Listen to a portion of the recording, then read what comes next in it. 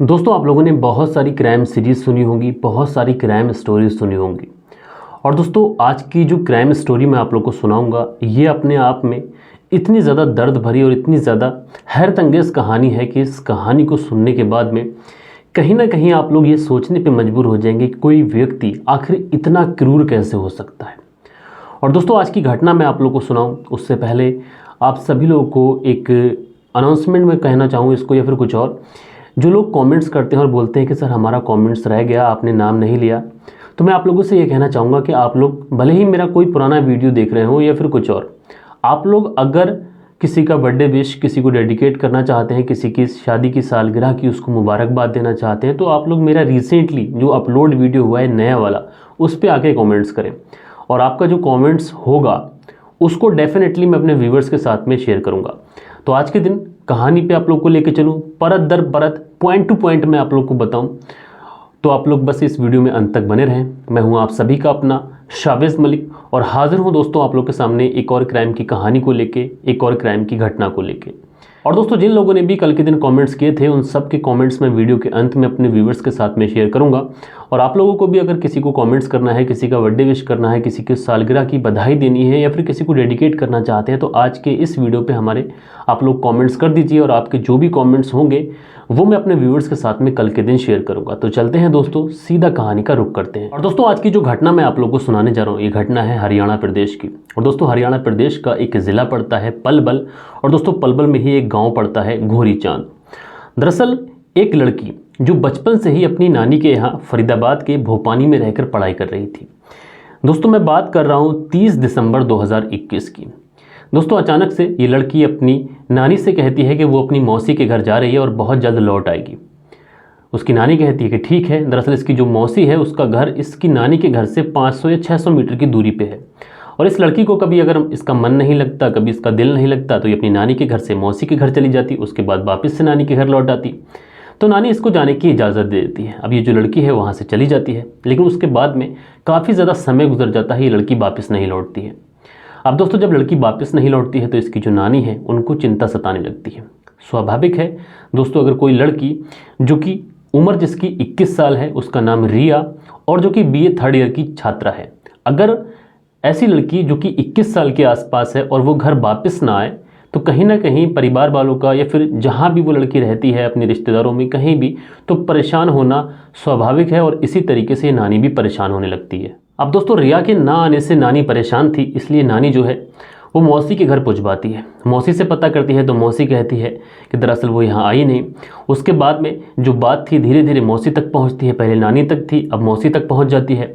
और होते करते ये जो बात है ये घोरी चांद भी पहुँच जाती है, जहाँ पर इस लड़की के माता पिता रहते हैं। अब दोस्तों माता पिता तक जब ये बात पहुँचती है तो सब लोग काफ़ी ज़्यादा परेशान हो जाते हैं। और उसके बाद में इस लड़की को हर जगह ढूंढा जाता है। घंटों दर घंटे गुजरते जाते हैं, लगातार समय बीत रहा था, लेकिन इस लड़की का कोई पता नहीं चल पा रहा था। परिवार वाले परेशान थे और हैरान भी थे कि अचानक से रिया कहाँ चली गई। उसके बाद में ये सारे लोग इकट्ठे होते हैं और जो भोपानी का थाना पड़ता है वहीं पर ये लोग पहुँचते हैं और उस लड़की की गुमशुदगी की रिपोर्ट लिखाने के लिए पुलिस से कहते हैं। अब दोस्तों अमूमन जैसे कि कोई अगर जवान लड़की है तो पहली सोच अगर किसी की जाएगी तो वो यही जाएगी कि हो सकता है कि वो लड़की किसी के साथ चली गई हो। पुलिस वाले भी ऐसा ही सोचते हैं और पुलिस वाले कहते हैं कि हो सकता है वो किसी के साथ चली गई हो और वगैरह वगैरह बातें। और उसके बाद में दोस्तों जब परिवार वाले ये बात सुनते हैं तो परिवार वाले काफ़ी ज़्यादा गुस्सा भी उनको आता है, लेकिन पुलिस वाले, बताया जाता है रिपोर्ट्स के अनुसार कि पुलिस वाले इस केस को दर्ज ही नहीं करते हैं। लेकिन काफ़ी ज़्यादा दबाव डालने के बाद में आखिरकार पुलिस जो है गुमशुदगी का मुकदमा दर्ज करती है। और उसके बाद में दोस्तों पुलिस अपने तरीके से ढूंढती है, इधर ये परिवार वाले लगातार अपनी तरीके से ढूंढते हैं। और इस बीच में एक फ़ोन आता है। दोस्तों जो फ़ोन आता है वो फ़ोन आता है इस रिया की नानी के पास में, जिसके पास में ये लड़की रहती थी। और उधर से जो व्यक्ति बात कर रहा होता है दरअसल वो इसकी नानी की जान पहचान का व्यक्ति था जो कि सत्संग में गया होता है। और वहीं से वो इसकी नानी को कॉल करता है और कहता है कि लाली का कोई पता चला। दरअसल जो व्यक्ति है इसकी उम्र लगभग 54 साल के आसपास है। 54 साल का ये व्यक्ति जब नानी को कॉल करता है तो नानी कहती हैं कि दरअसल अभी तक रिया का कोई भी पता नहीं चला है कि वो कहाँ गई है। उसके बाद में जो व्यक्ति है ये कहता है कि जो लाली है वो अब इस दुनिया में नहीं है, वो तो कब की मर चुकी है और मैंने उसे अपनी आंखों से देखा है। अब दोस्तों जब इस तरीके की बात वो व्यक्ति करता है तो एकदम से नानी के पांव तले से ज़मीन खिसक जाती है और ये जो कॉल था ये रिकॉर्ड हो जाता है।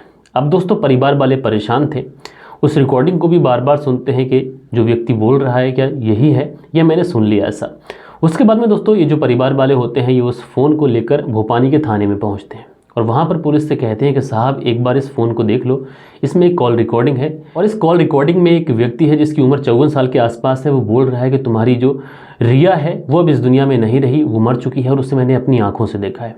अब दोस्तों पुलिस जो है वो इस आदमी की तलाश करती है। आखिरकार 5 जनवरी 2022 को बाजीपुर इलाके में ये जो व्यक्ति है ये पुलिस की हिरासत में आ जाता है। अब दोस्तों पुलिस जब उससे पूछताछ करती है कि आखिर लड़की कहाँ है और तुमने उसे कैसे देखा कि वो मर चुकी है, उसके बाद में ये जो व्यक्ति है ये पुलिस से कहता है कि कौन सी वाली घटना की बात कर रहे हो। तो पुलिस बार बार यही कहती है कि हम रिया के बारे में पूछताछ कर रहे हैं, लेकिन पुलिस रिया के बारे में पूछताछ कर रही थी और इधर ये जो व्यक्ति था ये किसी और घटना के बारे में बात कर रहा था। दरअसल दोस्तों पुलिस जब इस व्यक्ति की तरफ देखती है तो ये व्यक्ति जो है काफ़ी ज़्यादा गुमसुम सा, काफ़ी ज़्यादा शांत स्वभाव का दिखाई पड़ रहा था। 54 साल के आसपास इसकी उम्र है, अधेड़ उम्र का व्यक्ति है। सिंह राज इसका नाम है और ये जो व्यक्ति है इसके गले में गमछा पड़ा हुआ है। तो दोस्तों पुलिस इससे आखिरकार पूछती है कि क्या बात है, क्या बताना चाहते हो। दरअसल ये व्यक्ति कुछ और बताना चाह रहा था। अब दोस्तों ये जो व्यक्ति जब पूरी कहानी बताता है तो पुलिस कहीं ना कहीं एकदम से हैरान हो जाती है, परेशान हो जाती है। पुलिस के पांव तले की जो ज़मीन होती है दोस्तों, इस व्यक्ति की बातें सुनकर वो खिसक जाती है। दोस्तों जब ये व्यक्ति अपना मुंह खोलता है तो इस व्यक्ति की बात सुनने के लिए बड़े बड़े अधिकारी वहाँ पर पहुँचने लगते हैं। ये व्यक्ति बताता है कि साल 1986 की बात है और ये जसाना गांव का रहने वाला है और साल 1986 में इसने अपने चाचा और चचेरे भाई का सर कलम कर दिया था और उस समय इसे गांव में मुंड कटा के नाम से भी बुलाया जाता था। अब दोस्तों गांव में जब इसने इतनी बड़ी वारदात को अंजाम दिया था तो गांव वालों ने एक तरीके से इसको और इसके परिवार को गांव से अलग थलग कर दिया था। एक तरीके से जो इसका परिवार था उसका हुक्का पानी बंद कर दिया था और ये जो व्यक्ति है इसको पुलिस ने भी अरेस्ट किया था और उसके बाद में इसे जेल भेजा गया था। लेकिन जब मामला ट्रायल पे चला तो इस व्यक्ति के खिलाफ कोई ठोस सबूत नहीं मिले और उसके बाद में दोस्तों कोर्ट ने इस व्यक्ति को बरी कर दिया। उसके बाद में ये जो व्यक्ति था ये अपने घर पहुंच गया। अब दोस्तों कोर्ट ने इस व्यक्ति को बरी तो कर दिया था, लेकिन जैसे ही ये व्यक्ति गाँव पहुँचता है तो गाँव वालों ने ऑलरेडी इसका हुक्का पानी बंद कर दिया था, इसके परिवार को और इसको गाँव से अलग थलग कर दिया था। तो जो गाँव वाले लोग होते हैं वो इस व्यक्ति को गाँव में घुसने ही नहीं देते। उसके बाद ये जो व्यक्ति है सिंह राज जिसका नाम है ये वहाँ से निकल पड़ता है फरीदाबाद के लिए। 4 पैसे कमाने के लिए फरीदाबाद पहुँच जाता है। सेक्टर 16 में एक हॉस्पिटल में ये चौकीदारी की नौकरी करता है और सेक्टर 16 में ही रहता भी है। अब दोस्तों यही सेक्टर 16 से फरीदाबाद की इसकी जो छवि बनती है लोगों में काफ़ी अच्छी छवि बनती है और यहीं से एक इज़्ज़तदार इंसान की तरह ये अपनी ज़िंदगी जीना शुरू करता है। अब दोस्तों इसी बीच में इसकी मुलाकात होती है रिया की नानी से और इन दोनों के बीच में दोस्ती हो जाती है और अक्सर जब कभी भी इन दोनों को सत्संग जाना होता था तो ये दोनों बुजुर्ग जो व्यक्ति हैं और जो रिया की नानी है ये दोनों अक्सर सत्संग में साथ ही चले जाते थे। अब दोस्तों रिया की नानी से दोस्ती तो हो जाती है और यही बात ये पुलिस को बता रहा था, लेकिन पुलिस बोलती है कि हम रिया की नानी के बारे में बात नहीं कर रहे हैं, हम बात कर रहे हैं रिया के बारे में। तो ये व्यक्ति कहता है अच्छा रिया के बारे में बात कर रहे हैं। तो ये व्यक्ति फिर से वापस होता है और ये बताता है कि 16 दिसंबर की बात है, 16 दिसंबर 2019 की, और एक चाय वाले से मेरा झगड़ा हो गया था। दरअसल मैंने उसका एक बिस्किट का पैकेट लिया था और मेरे पास पैसे नहीं थे, तो जो चाय वाला था उसने मुझे काफ़ी ज़्यादा जलील किया। बताया ये भी जाता है कि चाय वाले ने इसे बुरी तरीके से पीट भी दिया था। अब दोस्तों जब चाय वाले से इस तरीके का झगड़ा इसका हुआ तो इसके मन में एक टीस थी और इसके मन में टीस ये थी कि आखिर चाय वाला व्यक्ति उसके साथ में ऐसा कैसे कर सकता है। उसके बाद ये उस चाय वाले से बदला लेने का इसके अंदर एक भावना जागती है और उसके बाद जो करता है चाय वाले के साथ में वो और ज़्यादा हैरान करने वाला होता है। दोस्तों चाय वाले की एक लड़की थी जिसकी उम्र 14 साल। ये उस लड़की को बहलाता है, फुसलाता है, क्योंकि इसके मन में टीस थी, इसे चाय वाले से बदला लेना था। इसलिए उस लड़की को लेकर जो सिटी हॉस्पिटल है सेक्टर 16 में ये उस रूम में लेके जाता है जहाँ पर ये रहता था। और दोस्तों 2 दिन तक ये उस लड़की के साथ में उसी रूम में होता है और इस लड़की के साथ में वो सब कुछ करता है कि जिसको समाज बिल्कुल भी इजाज़त नहीं देता। दोस्तों कोई व्यक्ति किसी बच्चे के साथ में इस तरीके की हरकत कैसे कर सकता है। दरअसल इस तरीके की हरकत करने के लिए, इस तरीके का काम करने के लिए समाज ने कुछ रिश्ते बनाए हैं और जिसको समाज इजाज़त भी देता है, कानून इजाज़त देता है, लेकिन उसके बावजूद भी इस व्यक्ति ने इस मासूम लड़की के साथ जो किया वो काफ़ी ज़्यादा हैरान और काफ़ी ज़्यादा परेशान करने वाला था। अब दोस्तों इसने इस लड़की के साथ में ये सारा कृत्य तो कर लिया था, लेकिन कहीं ना कहीं इसको डर था कि ये लड़की बाहर जाकर किसी को ये बात ना बता दे, उसका राज ना खोल दे। इसलिए ये गले में अपने एक गमछा डाल के रखता था और उसी गमछे से उस लड़की का गला घोंटता है। गला घोंट कर उस लड़की की हत्या करता है और उसके शव को कुछ चादर वगैरह में लपेट कर और वहीं पर आगरा नहर है उस नदी में जाने के बाद में उस शव को उस नदी के अंदर फेंक देता है। अब दोस्तों पुलिस को ये व्यक्ति ये बातें बता रहा होता है। पुलिस इस व्यक्ति को फिर से रोकती है और पुलिस कहती है कि हम इन बातों की बात नहीं कर रहे हैं, हम बात कर रहे हैं रिया के बारे में। तो ये व्यक्ति फिर से पुलिस से कहता है अच्छा रिया के बारे में बात कर रहे हैं। तो ये व्यक्ति बताता है दरअसल बात है अगस्त 2020 की और उस समय हर तरफ सन्नाटा पसरा हुआ था, हर तरफ लॉकडाउन था, बाहर न परन था न चिड़िया, कोई भी उस समय आता जाता नहीं था। और एक लड़की अपने घर से निकलती है जिसकी उम्र मात्र 12 साल। ये लड़की अपने घर से निकलती है कुछ सामान लेने के लिए और दुकान से सामान लेकर जब ये लड़की लौट रही होती है तो उस समय मैं उस लड़की को रोकता हूँ और उससे कहता हूँ कि बेटा बात सुनो, मैं तुमसे बात करना चाहता हूँ। वो बच्ची मेरे पास आती है। उसके बाद में बहला फुसलाकर मैं उस बच्ची को अपने साथ उसी रूम में लेके जाता हूँ जहाँ पर चाय वाले की लड़की को लेके गया था और उसके बाद में उसके हाथ पैर ये व्यक्ति बांध देता है जिसका नाम राज सिंह है, सिंहराज है। और वहाँ पर उसके हाथ पैर बांधने के बाद में उसके मुंह में एक कपड़ा ठूंस देता है और उसके बाद में 2 दिन तक उसके साथ भी वही दुष्कर्म करता है, उसके साथ में वही सब करता है जो उसने उस चाय वाले की लड़की के साथ में किया था। उधर जो चाय वाली की लड़की के परिवार वाले थे वो सब अपनी लड़की को ढूंढ रहे थे, गुमशुदगी की रिपोर्ट लिखा दी थी। और इधर अब इसने 2020 में आकर एक और कांड कर दिया था। अब दोस्तों जब इसका मन भर जाता है इस लड़की से तो उसके बाद में इस लड़की का भी उसी गमछे से गला घोंटता है और उसके बाद में एक गठरी बांधता है। गठरी बांधने के बाद में सुबह होने से पहले अपनी साइकिल पर रखता है और पहुंच जाता है आगरा नहर। दोस्तों आगरा नहर जो कि फरीदाबाद के सेक्टर 16 के ही पास में बहती है और वहीं पर इस बच्ची की डेड बॉडी को भी उस नदी के अंदर फेंक देता है। एक तरीके से उसमें ऐसा कुछ वजन बांधता है जिससे वो पानी में डूब जाए। अब दोस्तों पुलिस इसे फिर से रोकती है, फिर से टोकती है। पुलिस इससे कहती है कि तुम इधर उधर की बातें कर रहे हो, इधर उधर की बातें कर रहे हो, हम रिया के बारे में पूछ रहे हैं, रिया कहाँ है रिया। अब दोस्तों जब ये फिर से सुनता है तो फिर से कहता है अच्छा हाँ रिया के बारे में बात करें। ये व्यक्ति इस तरीके का एक तरीके से बिहेवियर दिखा रहा था जैसे कोई व्यक्ति नींद से टूटता है और बाद में कहता है कि अच्छा हाँ। तो ये कहता है कि दरअसल बात है मई 2021 की। एक लड़की जो कि हॉस्पिटल में सफाई करने के काम के लिए आती थी, 15 साल इस लड़की की उम्र थी और ये लड़की वहाँ पर झाड़ू पोछा करती थी। हॉस्पिटल वालों ने किसी वजह से इस लड़की को निकाल दिया। उसके बाद में लड़की अपने घर जाती है। घर जाने के बाद में अपनी माँ से ये कह के आती है कि हॉस्पिटल पे मेरे कुछ पैसे बकाया रह गए और मैं अभी गई, बस अपने पैसे लेकर अभी आई। उसके बाद में ये लड़की आती है, हॉस्पिटल से पैसे लेती है और वापस अपने घर जा रही होती है। उसी समय रास्ते में इसे ये व्यक्ति मिल जाता है। ये बाबा जी जो है जिसकी उम्र 54 साल है, नाम है इसका सिंहराज।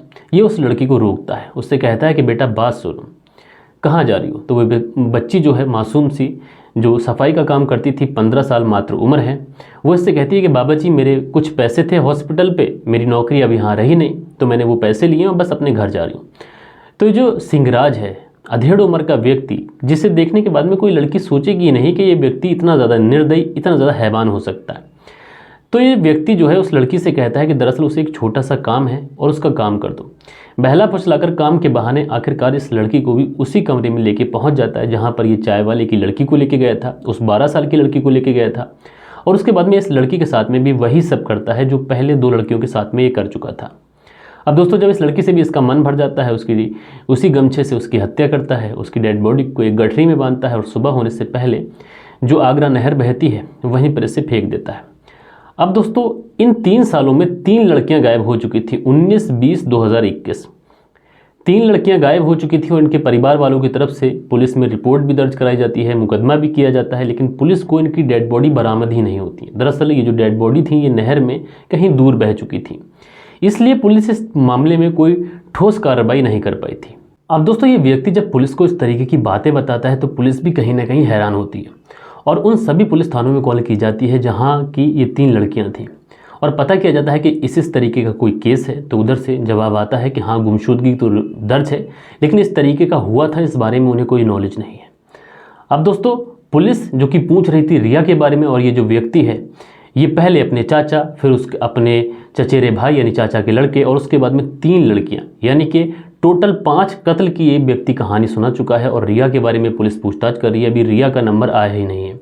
पुलिस भी कहीं ना कहीं हैरान थी, एक व्यक्ति जो हमारे ही बीच में रह रहा है पिछले 10 साल से और इस तरीके का कृत्य कर रहा है। 3 लड़कियों का मर्डर कर चुका है, उनके साथ में रेप कर चुका है, अपने चाचा की हत्या कर चुका है, अपने चचेरे भाई की हत्या कर चुका है और इस तरीके से ये बचा हुआ है। तो पुलिस भी कहीं ना कहीं हैरान थी। उसके बाद में पुलिस फिर से इस व्यक्ति से पूछती है, इस व्यक्ति को झंझोड़ते हुए पुलिस पूछती है कि हम तुमसे रिया के बारे में पूछ रहे हैं।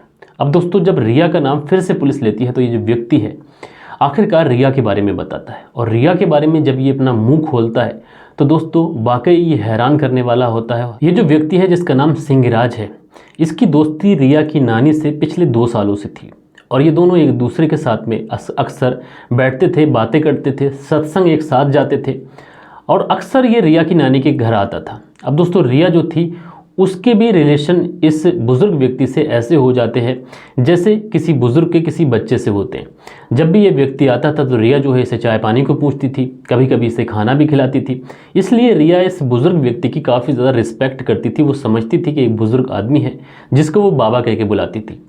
अब दोस्तों, 30 दिसंबर की ये बात है, 30 दिसंबर 2021। उस दिन भी रिया अपने घर से निकलती है अपनी मौसी के घर जाने के लिए। अब दोस्तों, रास्ते में ही इसे ये जो सिंहराज है ये मिल जाता है।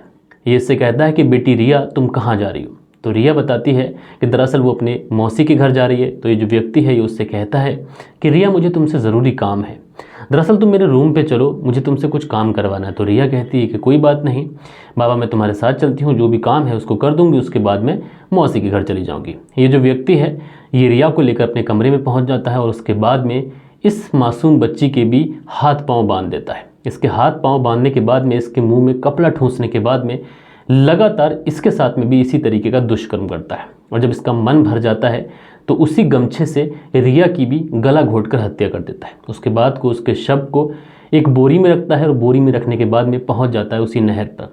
शव तो फेंकता है लेकिन वो जो शव था ये नहर के अंदर बह नहीं पाता है। दरअसल वो शव झाड़ियों में कहीं फंस जाता है। दोस्तों, उसके बाद में ये घर आ जाता है और 31 दिसंबर का ये वाक़या है। उसके बाद में 1 जनवरी को भी वहाँ पे जाता है। उस जो बोरी इसने फेंकी थी नदी के अंदर, उस बोरी को देखता है, एक डंडे से उसे बहाने की कोशिश करता है लेकिन वो बह नहीं पाती है। उसके बाद में ये फिर से वापस आ जाता है और फिर से 2 जनवरी 2022 को भी ये पहुँचता है और उसके बाद में फिर से डंडे से उस बोरी को आगे धकेलने की कोशिश करता है लेकिन वो बह नहीं पाती है। उसके बाद में रिया का मोबाइल लेकर वहाँ से आ जाता है। और दोस्तों, वहाँ से आने के बाद में न जाने इस व्यक्ति के मन में क्या आता है, ये रिया की नानी को कॉल करता है और उससे कहता है कि आपको पता है रिया कहाँ है? दरअसल रिया तो इस दुनिया में रही ही नहीं। मैंने रिया को हमेशा हमेशा के लिए इस दुनिया से विदा होते हुए देखा है, बहुत पास से देखा है। अब ये सारी बात की कॉल रिकॉर्ड हो जाती है और ये जो परिवार वाले होते हैं पुलिस के पास पहुंचते हैं और इस व्यक्ति से जब पूछताछ की जाती है तो एक के बाद एक कई खुलासे ये व्यक्ति पुलिस के सामने करता है।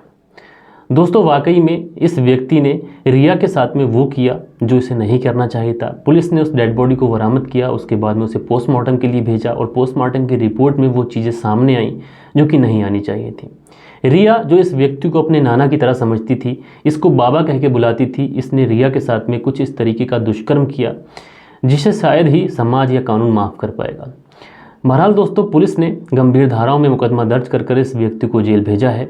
लेकिन बड़ा सवाल 1986 में जब इसने अपने चाचा और चचेरे भाई की हत्या की थी तो पुलिस को पर्याप्त सबूत नहीं मिले थे जिसकी वजह से ये बरी हो गया था। उसके बाद में इसने क्रमबद्ध 3 लड़कियों की और हत्या की, उनके साथ में दुष्कर्म किया। लेकिन पुलिस के सामने कुछ पर्याप्त सबूत इस मामले में मिलेंगे या फिर नहीं मिलेंगे, ये एक बड़ा सवाल है। लेकिन रिया के मामले में वॉइस रिकॉर्डिंग भी मिली है और इस व्यक्ति ने खुद कबूला भी है।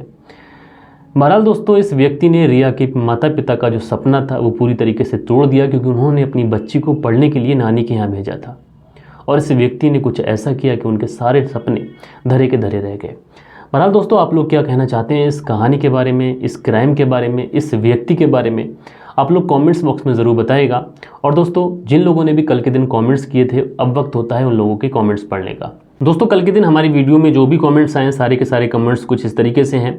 सागर बगाड़े लिखते हैं, सर एक ऐसी कहानी है जिसे सुनने और सुनाने के लिए कलेजा चाहिए। जी भाई, बिल्कुल, क्राइम कुछ ऐसे होते हैं जिसे सुनने सुनाने के लिए वाकई कलेजा चाहिए। उसके बाद में यशब हैं और यशब हर्षद लिखते हैं कि जय हिंद जय भारत। भाई यशब जी, जय हिंद जय भारत, वंदे मातरम। उसके बाद में यो बॉय गेशा लिखते हैं गुड नाइट सर जी। तो भाई गुड नाइट। उसके बाद में जो अगला कमेंट्स है वो कमेंट्स है यूज़र करके हैं, ये वेल डन वाइफ की टफ। पता नहीं ये क्या कहना चाहते हैं अपने कमेंट्स के ज़रिए। फिलहाल दोस्तों, अगला जो कमेंट्स है ये है पीयूष शुभम का, और ये लिखते हैं सर मेरा दोस्त का बर्थडे है, हैप्पी बर्थडे रोहन ब्रिचिटी। तो इन्होंने डेट नहीं लिखी है। पीयूष जी, आपका जो दोस्त है रोहन, उसको उसके बर्थडे की, उसके जन्मदिन की बहुत ढेर सारी बधाई मेरी तरफ से, मेरे परिवार की तरफ से और मेरे व्यूअर्स की तरफ से। उसके बाद में जो अगला कमेंट्स है, यह है सुबोध कुमार जी का। Story good but try to the way to sum sir telling use the voice of your feeling according to situation. तो देखो सुबोध जी, आपके कमेंट्स बहुत अच्छे होते हैं, रिस्पेक्टिवली कमेंट्स होते हैं, लेकिन शम्स सर एक बहुत बड़ी शख्सियत हैं। शम्स सर तक हम कैसे पहुंच सकते हैं, बस एक कोशिश कर रहे हैं और आप लोग का साथ मिल रहा है, तो बस आप लोगों तक अपनी वे में, अपने अंदाज में कहानी सुनाने की कोशिश कर रहे हैं। उसके बाद में तुलेंद्रा लिखते हैं, नमस्कार सर, मैं तुलेंद्रा आपकी कहानी एवरीडे सुनता हूं और आपका बहुत बहुत धन्यवाद। तो भाई तुलेंद्रा जी, आपका बहुत बहुत धन्यवाद। उसके बाद में ज्ञान सिंह लिखते हैं कि सत श्री अकाल भाई साहब, भाई सत श्री अकाल। उसके बाद में कुंदन पाल लिखते हैं, आज पहली बार आपने मेरा नाम लिया, उसके लिए आपका बहुत बहुत धन्यवाद। पुणे महाराष्ट्र से आपकी कहानी सुनता हूँ, आपकी कहानी सुनने का जो तजुर्बा है वो बहुत ही शानदार है। तो भाई कुंदन पाल जी, आपका बहुत बहुत धन्यवाद। हो सकता है कि भाई मिस्टेक आपका कमेंट्स रह गया हो, लेकिन मैं कोशिश करता हूँ कि किसी का कमेंट्स रहे नहीं। उसके बाद में जो अगला कमेंट्स है, आवाज़ क्लियर है, कोई प्रॉब्लम नहीं, बैकग्राउंड भी ठीक है, तो भाई आपका बहुत बहुत धन्यवाद। उसके बाद में जो अगला कमेंट्स है बींद कौर का, और ये लिखती हैं, वीर जी सत श्री अकाल। वीर, आप अच्छी कहानी सुनाते हैं, मैं शम्स सर के कहानी सुनती हूँ, और वीर जी क्राइम के अलावा भी कुछ सुनाया करें। जी ज़रूर, मैं सोच रहा हूँ कि कुछ हिस्ट्री से रिलेटेड मैं आप लोगों को सुनाऊंगा और बहुत जल्द हम वो सीरीज़ स्टार्ट करने वाले हैं। उसके बाद में मिस्टर एक्सप्लोसिव हैं, ये लिखते हैं, अच्छा लगता है सर आपके अंदाज में सुनना, अमन बेंगलोर से। तो भाई अमन जी, आपका बहुत बहुत धन्यवाद। उसके बाद में जो अगला कमेंट्स है, ये है यहाँ पर खुशरुद्दीन अंसारी करके है, सर आपकी कहानी बहुत अच्छी लगती है, आवाज़ में बहुत दमदार लगता है। तो भाई आपका बहुत बहुत धन्यवाद। उसके बाद में पुष्पराज हैं, भाई मैं उड़ीसा से हूँ और आपकी वीडियोस देखता हूँ, मेरा नाम चिंटू है। तो भाई चिंटू जी, आप हमारी वीडियो देखते हैं, आपका बहुत बहुत धन्यवाद, आपका बहुत बहुत आभारी हूँ। और उसके बाद में रॉडी कोबरा करके आईडी है, और ये लिखते हैं, सर एपिसोड 33 का जो केस है ये मेरे कस्बे का है, इस केस के बारे में मुझे आपकी वीडियो से पता चला।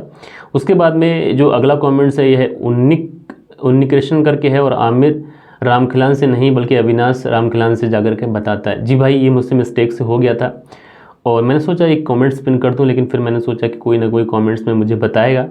तो भाई आपका बहुत बहुत धन्यवाद कि आपने इतनी छोटी सी चीज़ को नोटिस किया। उसके बाद में जो अगला कमेंट्स है, ये है दीपक का। दीपक लिखते हैं, वेरी नाइस, आपको मैं और कल मेरी वाइफ का हैप्पी बर्थडे है, आपने विश नहीं किया, आप मेरा नाम क्यों भूल जाते हैं। मेरी वाइफ का नेम संगीता है, संगीता देव कुमार, जितेंद्र बिजनौर से। देव कुमार जी, जो आपकी वाइफ हैं संगीता जी, उनको उनके जन्मदिन की बहुत ढेर सारी बधाई। मैं नाम जानकर नहीं भूलता, मैं आप लोगों से बोल रहा हूँ कि आप लोग जो भी कमेंट्स करा करें, हमारी रिसेंटली जो लेटेस्ट वीडियो अपलोड होती है उसके ऊपर करा करें। उसके बाद में जो अगला कमेंट्स है, माजिद अंसारी का, सर जी मालेगांव की भी कहानी सुनाओ। जी, अगर कोई क्राइम की कहानी होगी तो मैं आपको बहुत जल्द सुनाऊँगा। और उसके बाद में जो अगला कमेंट्स है शम मोहम्मद का। शम मोहम्मद लिखते हैं, सर मेरा एनिवर्सरी 3 अक्टूबर को है, नेक्स्ट कहानी में मेरा नाम लिया जाए, और एक फरमाइश भी है कि यानी 1 अक्टूबर का 23 का है, और देवरिया डिस्ट्रिक्ट रुद्रपुर एरिया फतेहपुर ज़मीनी विवाद में 6 लोगों का मर्डर हुआ है, प्लीज़ ये कहानी सुनाएं। मैं आज इस कहानी पे स्टडी कर रहा था, लेकिन कुछ ज़्यादा मुझे मिल नहीं पाया, तो कल या फिर परसों मैं इस कहानी को ज़रूर कवर करूँगा। उसके बाद में जो अर्जुन कुमार गुप्ता हैं, ये लिखते हैं, वेरी बेस्ट, आई आपका बहुत बहुत धन्यवाद। उसके बाद में नासिर पठान है, सुपर कहानी, बहुत शुक्रिया। तो भाई नासिर पठान जी, आपका बहुत बहुत शुक्रिया। उसके बाद में अनुज गोदारा हैं, ये लिखते हैं, सर मैं सऊदी अरब से आपकी कहानी सुनता हूँ, आज गंदी झंती के आपने कोई पता नहीं, आप थोड़ा सा क्लियर लिखा करो जिससे मैं पढ़ पाऊँ। उसके बाद में जो अगला कमेंट्स है, ये है सुनील त्यागी का, और ये लिखते हैं, सर आपकी कहानी सुने बगैर नींद नहीं आती। रेनू और इनकी पत्नी रेनू हैं, और सुनील त्यागी बुलंदशहर से हमारी वीडियो देखते हैं, डेली कमेंट्स करते हैं, भाई आपका बहुत बहुत आभारी हूँ। उसके बाद में अगला जो कमेंट्स है, ये है माँ बाप को कहा नहीं सुनना और सिर्फ पैसे के पीछे भागना। तो कई बार ऐसा होता है कि माँ बाप का कहा भी सुनना चाहिए। और उसके बाद में जो अगला कमेंट है बालकुश कुमार, सर मेरा नाम ज़रूर लीजिएगा। तो बालकुश कुमार जी, आपका बहुत बहुत धन्यवाद, बहुत बहुत आभारी हूँ कि आप हमारी वीडियो को देखते हैं। उसके बाद में जो अगला कमेंट्स है ये है अभिमन्यु पांडे करके आईडी है। जय हिंद जय भारत, मैं सूरत से आपकी कहानी रोज़ सुनता हूँ, आपकी कहानी बहुत अच्छी लगती है। तो भाई आपका बहुत बहुत धन्यवाद। उसके बाद में जो मोहम्मद शाहजान करके आईडी है और ये लिखते हैं शहजाद हुसैन सऊदी अरब से आपकी कहानी देखता हूँ, भाई मेरा नाम ज़रूर लीजिएगा। तो भाई आपका बहुत बहुत धन्यवाद। सारे लोगों का बहुत बहुत धन्यवाद, बहुत बहुत आभारी हूँ कि आप इस तरीके का प्यार हमें दे रहे हैं। बहरहाल दोस्तों, हम लोग मिलते हैं कल के दिन किसी और घटना में, किसी और सच्ची कहानी के साथ। जब तक के लिए अपना ख्याल रखें, परिवार के रिश्तों का ख्याल रखें, देश का ख्याल रखें। जय हिंद जय भारत, वंदे मातरम।